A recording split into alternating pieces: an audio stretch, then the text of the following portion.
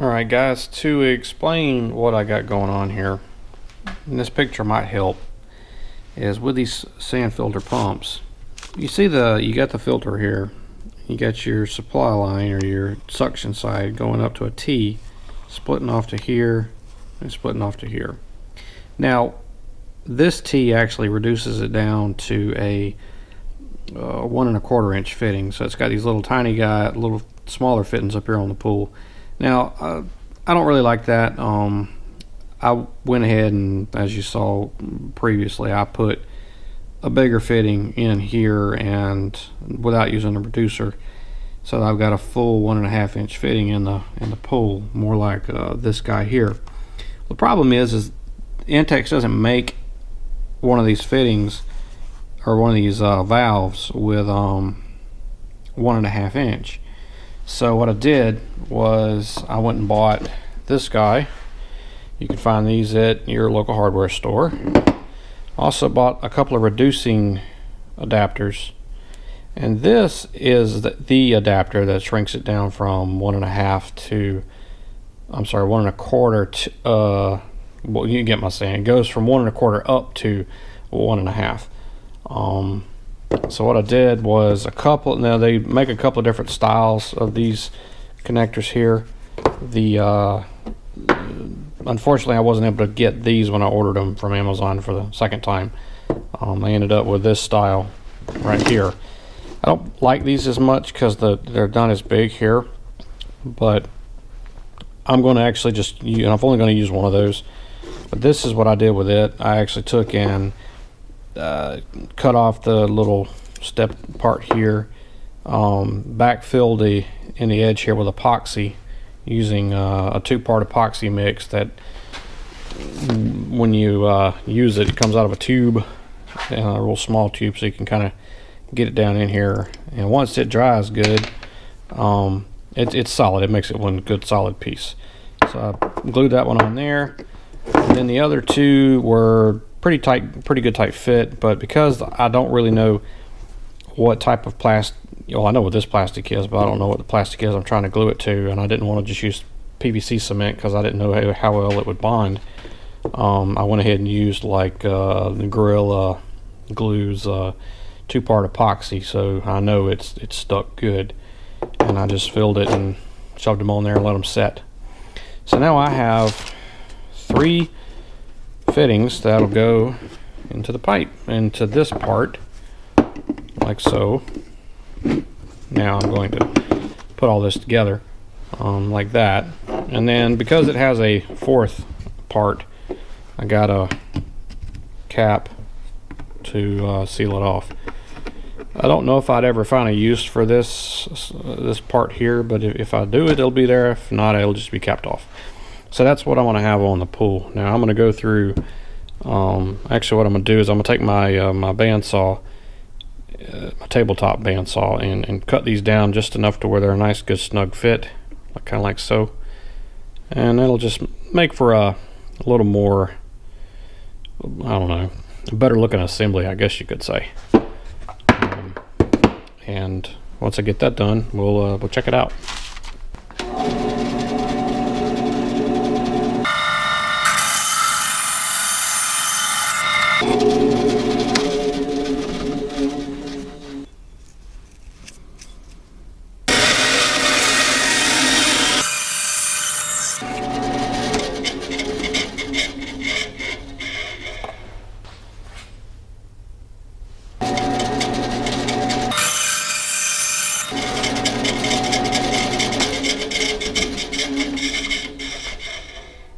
Alright, after cutting them on the saw, just going to take a little bit of emery cloth, just knock the burrs, leftover plastic off of it, clean it up a little bit. I guess in the grand scheme of things it's not really going to matter that much, but makes me feel better anyway. Now for those guys that are the plumbers out there, probably going to tell me I'm using the wrong cement. I realize that, but it's what I have, and this is not for our high pressure you know, of anything really. So I think I'll be okay. I mean, other than some pool pump suction, that's all you're really getting. So I think it'll be all right. And I did have some PVC cement, but it's done dried up. That stuff doesn't last.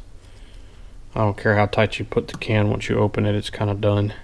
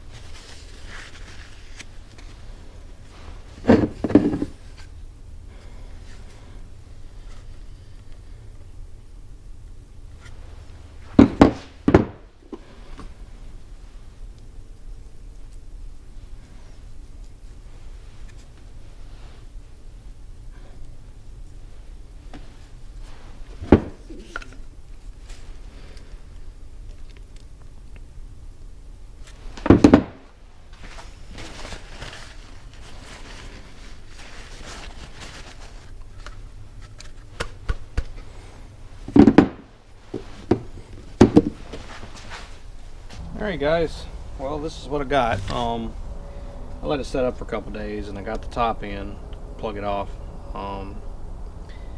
So this is my plan, is to set this guy up like this. That way I can pull from both these valves, or both these intakes at the same time.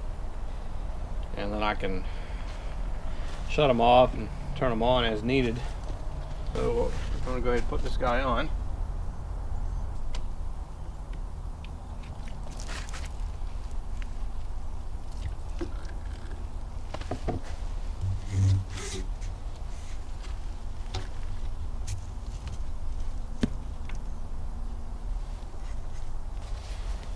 If I had two of those little short hoses, that would be better, but I don't. So I'm going to make this work. Now the one that has the, in my case, just because one has a little bit smaller volume to it, right here I want to put it toward the skimmer because it doesn't need as much to operate as the pool vac does. And I may have to do some kind of hose management here. I'll probably do that off screen, but we'll figure it out as we go. Okay, that's the finished for now anyway. That's how I'm going to leave it. Knowing me, I'll tweak it along, but I happen to have a piece of aluminum channel. Worked out real good for that. And I got my shut-off valve here for the skimmer. And then I've got shut-off valve for the other one here, coming in there, going into your pump. Got my pre-filter, which is nice. I like that. My other pump didn't have a pre-filter on it. And of course, you know, out and back into the pool. As you can see, I've got really good flow going. Pool's a lot cleaner than it was when I started on this deal, after running the little automatic vac I run on the bottom of the pool. And I'm going to show you that now so you can understand why I set it up the way I did. Keeps it so that I don't have to do so much, and maintenance wise I'll make it a little easier.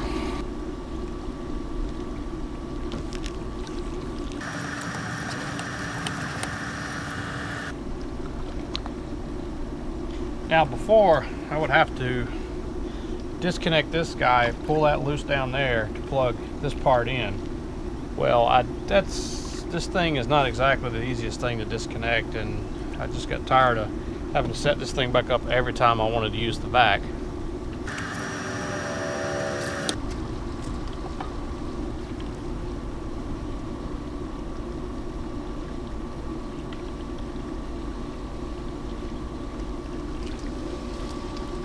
And if I want it to, if I don't think it's vacuuming hard enough, I can shut this valve off. And I can promise you it'll run like crazy. So hope you guys enjoyed watching the video. Hope you learned a little something. Maybe this will help you out with setting up your pool if you happen to have one of these, and give you some ideas on trying to make these things a little easier to maintain. So anyway, you guys have a good day, and we'll see you on the next one.